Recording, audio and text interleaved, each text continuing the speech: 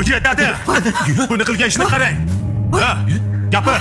Qani gapir. Sho'rim, tinchlikmi? 5 yil davomida ishlab topgan pullarim qani? Ha? Abror, nima deyapsan? Tinchlan? Oyi. Sardor pullarni bankka qo'ygan-ku. Aytganding-ku. Yo'q, oyi. Sizlarni ham, meni ham aldagan bu. Bankdachi deyarli pul qolmagan. Bu iflos meni 5 yillik umrim ketgan pullarimni kayf-safoga sarflab yuborgan. Shu gap rost. Ha? Oyi. Oyijon, kechiring. Men majbur bo'ldim. Qarzga botib qoldim. Qaytarmoqchi edim, ishlab joyiga qo'yaman degandim. Qo'ya olmadim. Ey, ishlab topasan. Qachon ishlab topasan buni? Ha? Abror. Bilasanmi men qancha qiynaldim shu pullarni topish uchun? Oy. Men shuncha suvda qolib, azoblanganlarim seni kayf-safolaring uchunmidi, ha? Nima qilding shuncha pulni? Sardor? Nahotki? Rostmi shu? Sen bizni akangni aldadingmi? O'ldiraman seni. Shuncha hayotimni kuydirding. Abror, qo'ygin bolam. Men uy olaman deb shuncha qilgan orzularimni hammasini rasvo qilding sen.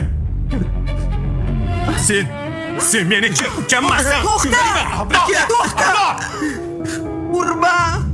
Urma dedim, senga o'ldirib qo'yasan-ku. Axir qarzga botib qoldim deyapti-ku.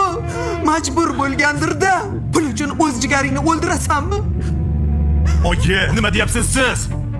Bu pul uchun emas, tushunyapsizmi? Bu xiyonat uchun. U meni ishonchimni sotdi. Men senga borimni topshirgandim. Bo'ldi qil. Qo'ygin bolam. Abror, bo'ldi. O'zingni bos. Bo'ldi qil.